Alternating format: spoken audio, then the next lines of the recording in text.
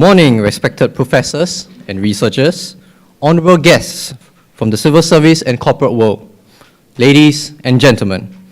It is my pleasure to welcome you to the Middle East Institute's one-day workshop entitled The Vietnam and Arab-Israeli Conflicts, International Legal Migrations, Comparisons and Connections. Without further ado, I am pleased to invite MEI Senior Research Fellow, Dr. Victor Kattan, to come on stage to deliver the introductory remarks.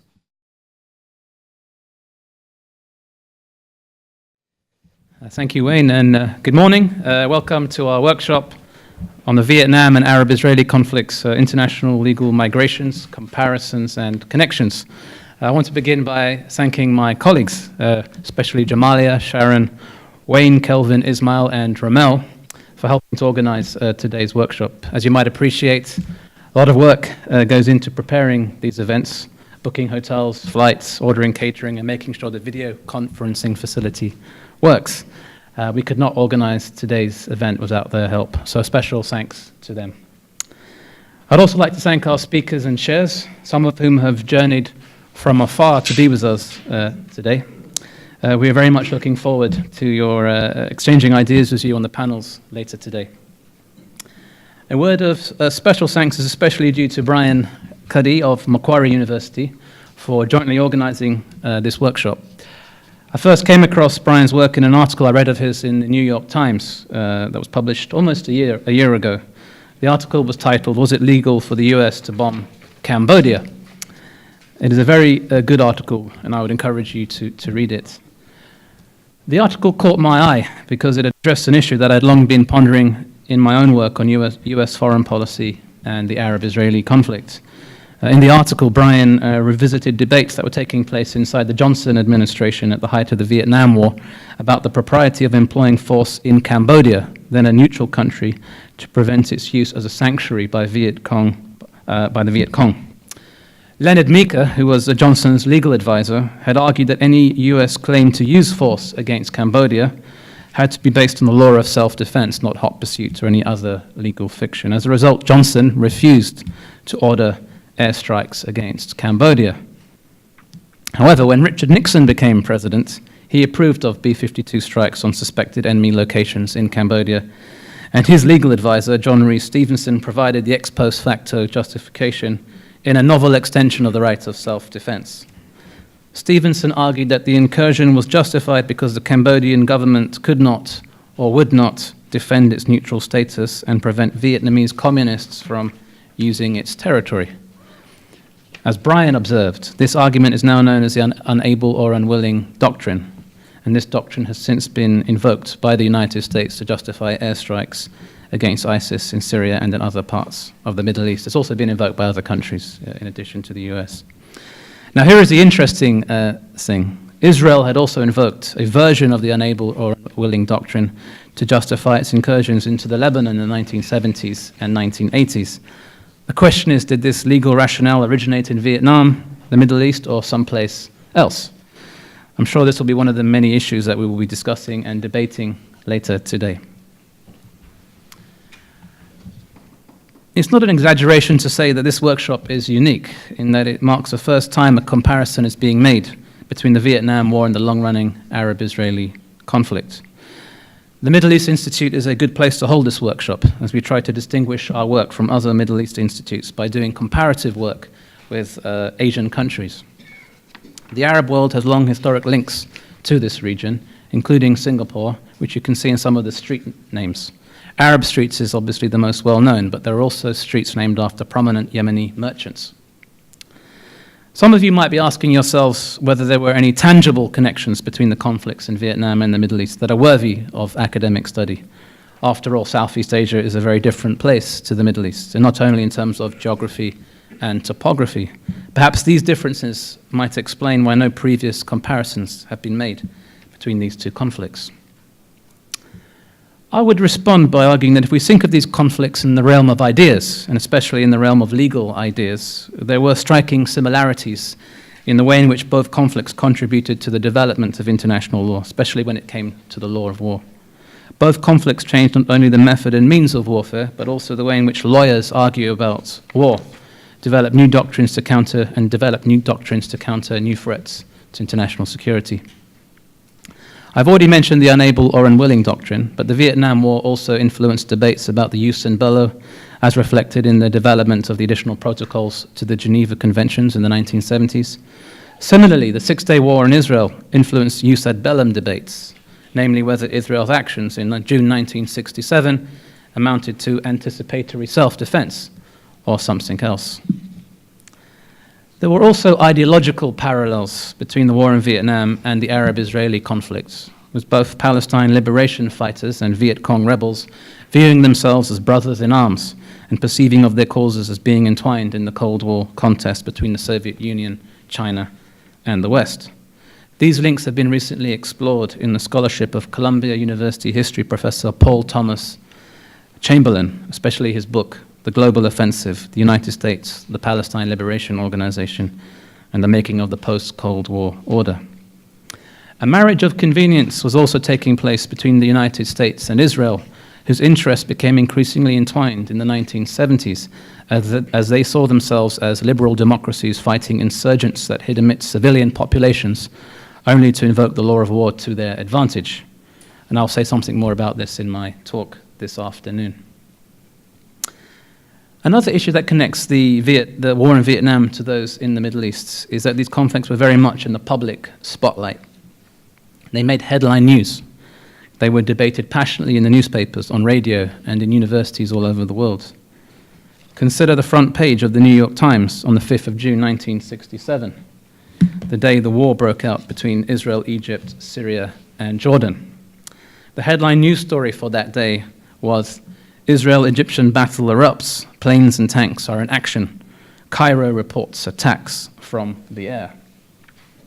Accompanying the story is a photograph of a Chinook helicopter landing on Hill 174 to bring US Marines needed supplies during the fighting near the demilitarized zone in South Vietnam. The story to the left of the photograph explained that the US Marines had succeeded in killing 540 North Vietnamese at a battlefield near Tam Khe, 30 miles southwest of Da Nang, home to the famed US airbase. 1967 was a crucial turning point, not only in the Middle East, but also in Vietnam.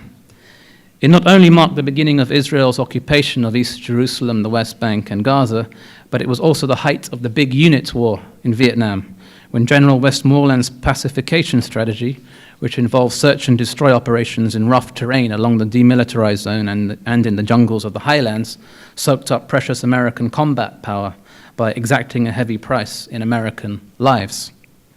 These scorched earth tactics also produced huge refugee flows, with the number of internally displaced Vietnamese reaching 1 million by the end of 1967. During the first half of 1967, American casualties reached an average of 816 killed in action per month, compared with a monthly average of 477 in 1966. Not surprisingly, the steady growing death toll of American soldiers with no end in sight eroded public support for the war.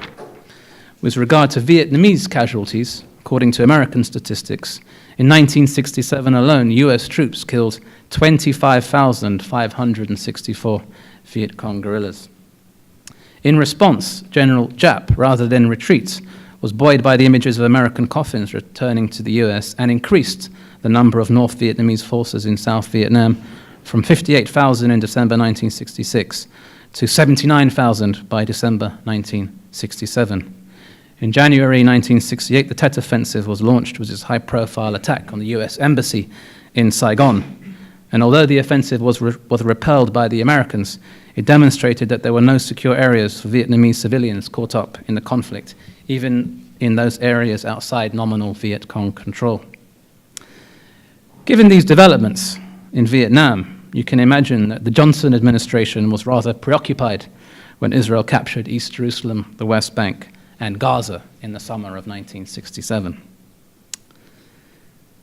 Another factor that links the war in Vietnam to those in the Middle East is that they were highly visible international law conflicts in which international law was invoked by all sides.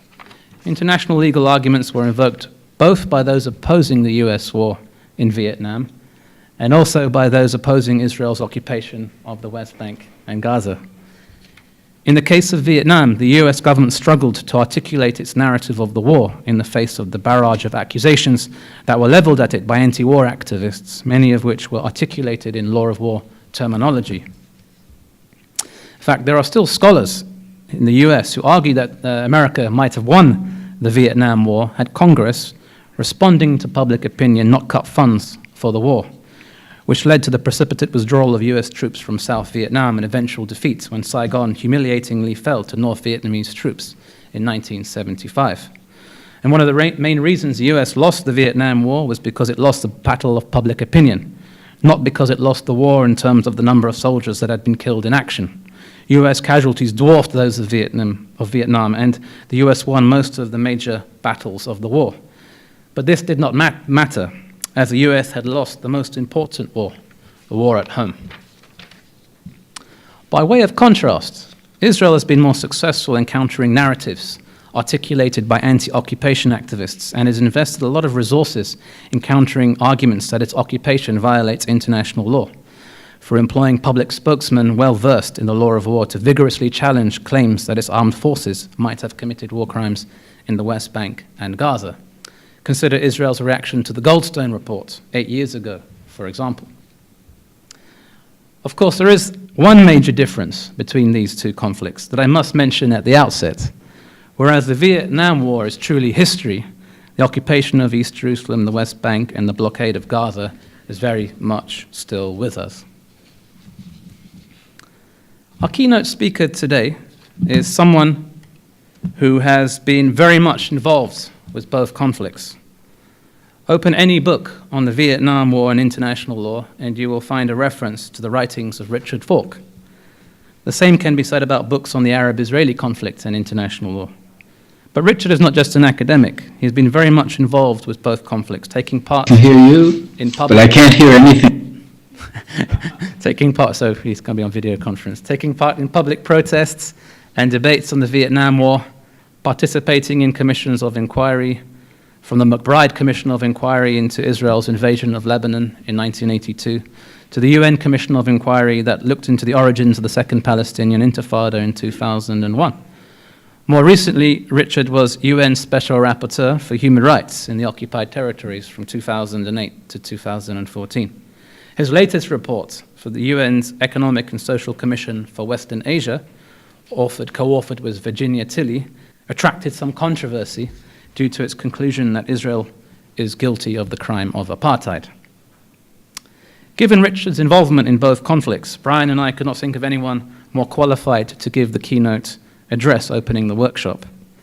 It therefore gives me great pleasure to welcome Richard, who I hope will be speaking to us live from Santa Barbara, California. Let me begin by saying that I think it's very interesting and important to try to see how this the legal discourse, the legal way in which behavior is shaped in situations of wartime, and particularly the important, groundbreaking significance of the Vietnam War and Indochina context generally for how the West in particular thought about the relevance of international law. And this translated also into the way in which the parties in the Middle East conceived of law and the interplay between law and military necessity. Because what is at stake here in many of these situations is whether the technology and strategic doctrines of the parties to a conflict, how they relate to the legal norms that are inherited from the past. And it's important to understand that law is always something that has been generated from the past, either formally through treaties and practice or through understandings of what is permissible in a legal context.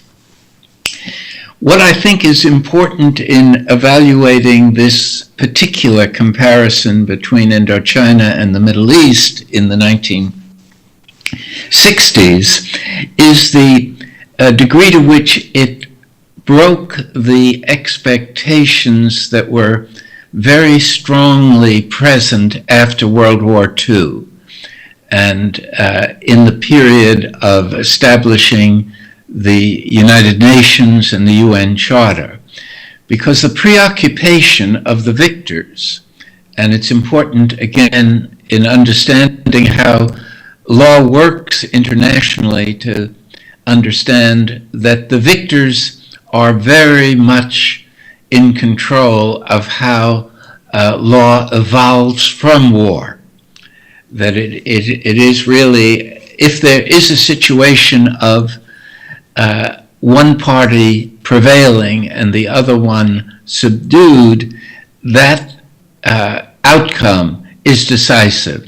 For instance, had Germany used atomic bombs in World War II and the West had not developed that military capability, there's no doubt in my mind that we would have entered the nuclear age with atomic weapons criminalized. But because the victors used these weapons, they were able to control the normative discourse, and these weapons of mass destruction continue to have an ambiguous relationship to both law and to military necessity.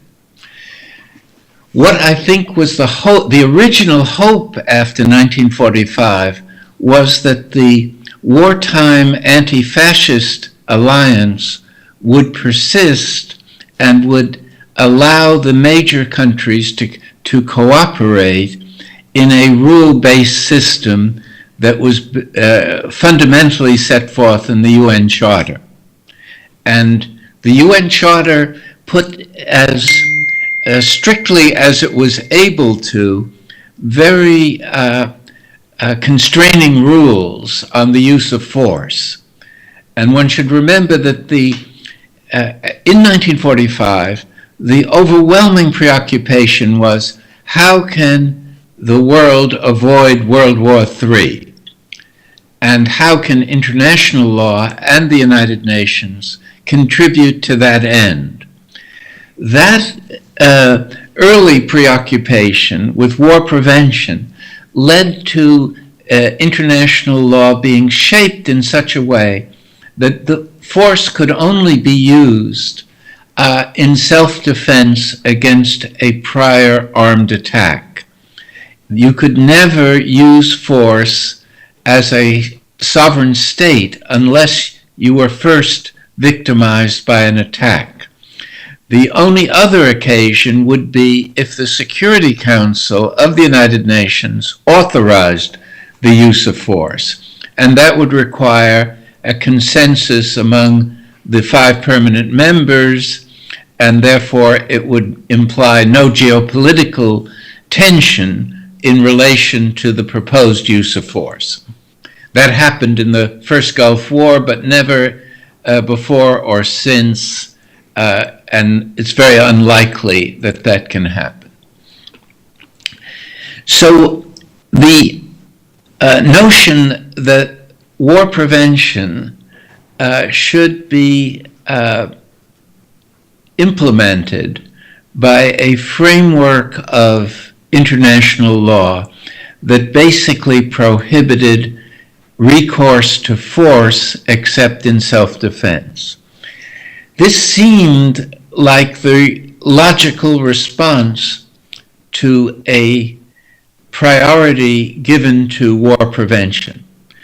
But very soon after 1945, it became evident that world politics was going to be dominated by the Cold War. And so the emphasis in the West shifted from avoiding World War III to containing the Soviet Union and the Soviet bloc. And it was viewed as the legal priority was containment, which implied that the rules in the Charter were helpful to the West in ways that they were not very useful for the Soviet Union. And this understanding was reinforced by the Korean War, which was interpreted in the West as North Korea attacking South Korea and therefore violating the primary Charter norm of not using force in an aggressive manner.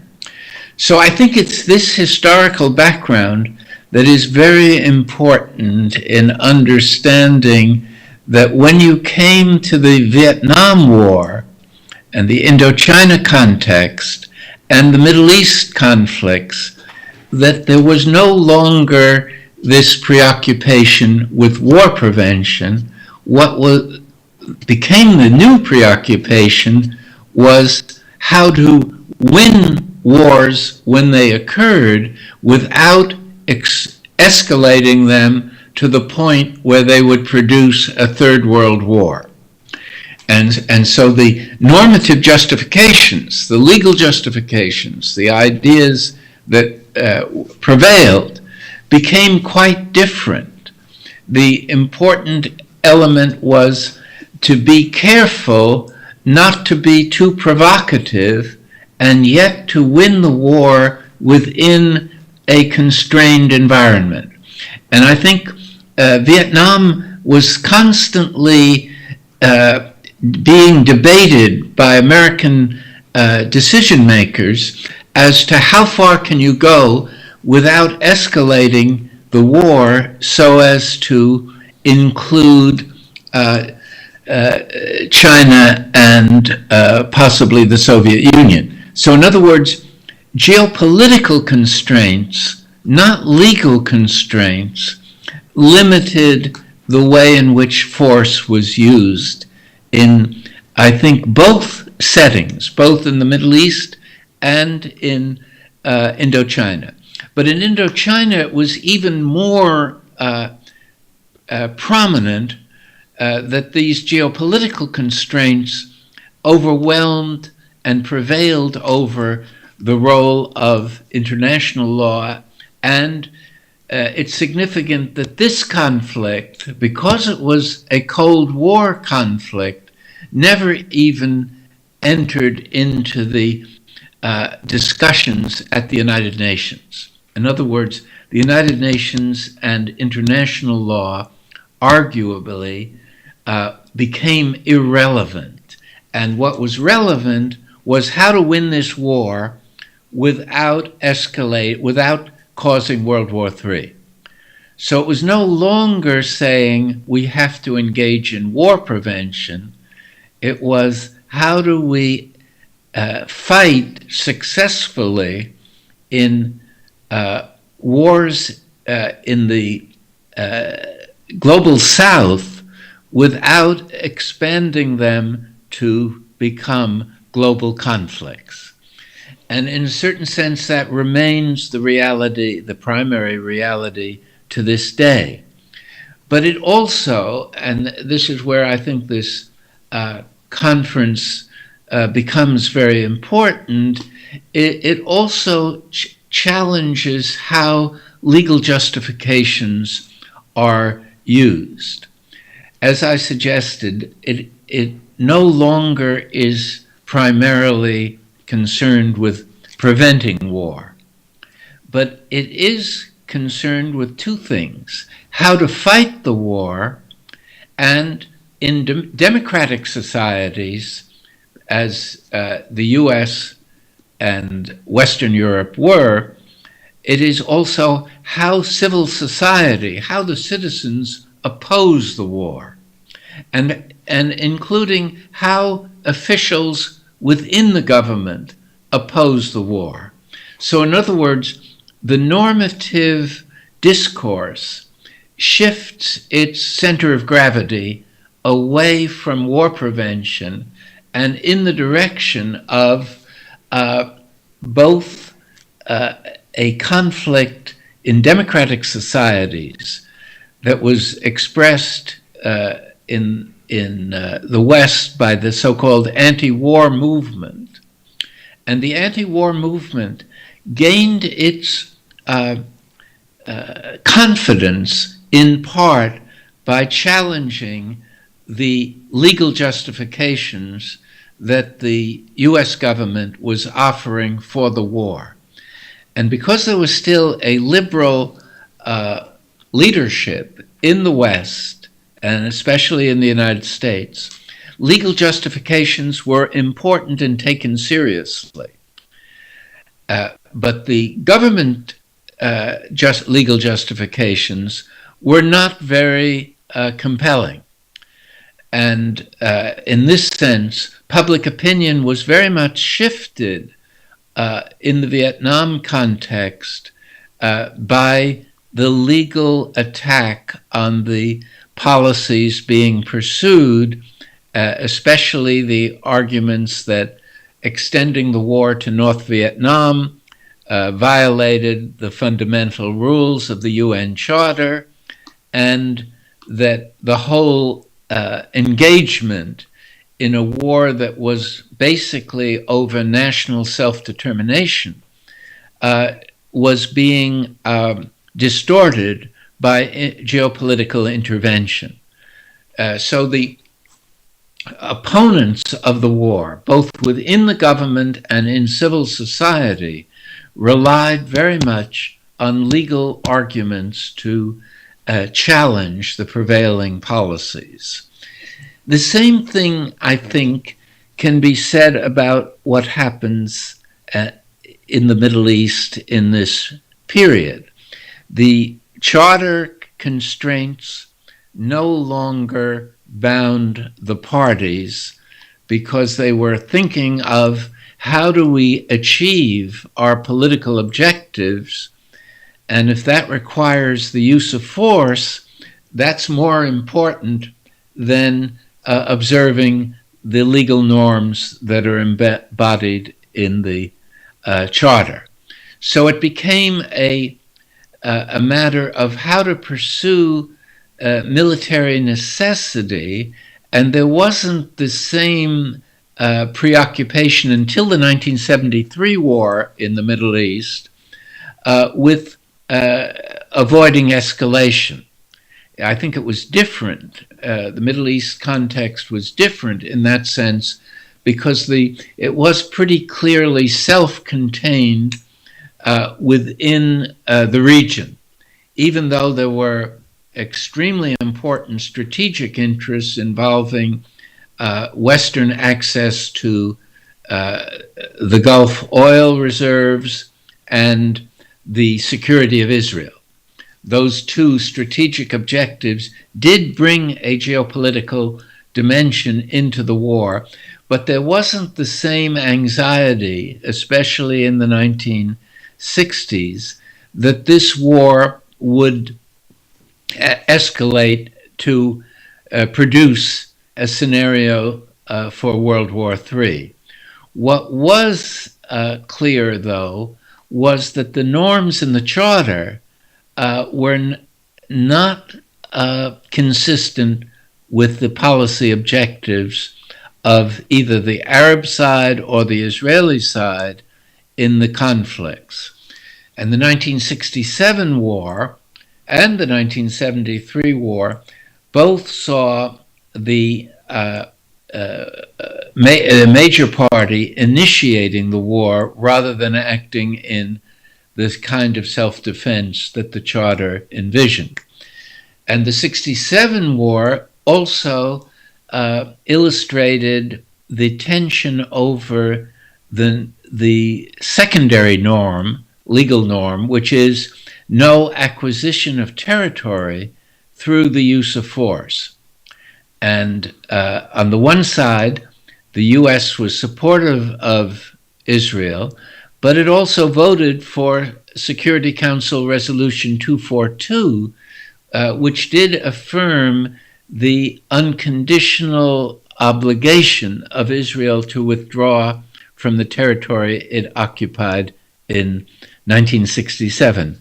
Now, 70 years later, it continues to occupy the territory and suggests the failure to implement that norm. So there was no political will behind the norm, and therefore it will not be implemented if resisted by sovereign states that have national interests at stake. So what I'm trying to express is that international law became somewhat marginalized by the outbreak of the Cold War and by the shift in priorities from avoiding war in general to avoiding escalation and a major geopolitical war. And this also had the effect of reflecting changing tactics arising from the rise of non-state actors, of national liberation struggles, the kind of conflicts that were occurring in the global South were different than what the victors in World War II envisioned as the major world order challenge. So you had new technology, new strategic priorities, new tactical doctrines, all emerging in ways that tended to make international law secondary to the pursuit of military necessity. So let me end these remarks by suggesting that despite this marginalization of international law, legal justifications remained important. They remain important for governments, especially in democratic societies, showing the world and their own population that they are acting in some way in conformity with the legal framework. And they're even more important for those who dissent from the war policies and want to challenge them either from within the government or from within civil society. It is a very important weapon of those opposing policies that appear to contradict valid international law, because it legitimizes political dissent and gives it a kind of objective quality. And that's it was very important in the Cold War, and it's very important in the contemporary world. And I think it pertains both in the context of what happened in Indochina and in the Middle East during the period covered by the workshop. Thank you. And on that note, Richard, we're going to end our first session. We want to thank you very much for taking the time to speak to us today. We know that you wanted to come and that you were not able to come, but it's very kind of you, given the time difference, to do this. And so I'd like to give you a round of applause. Thank you.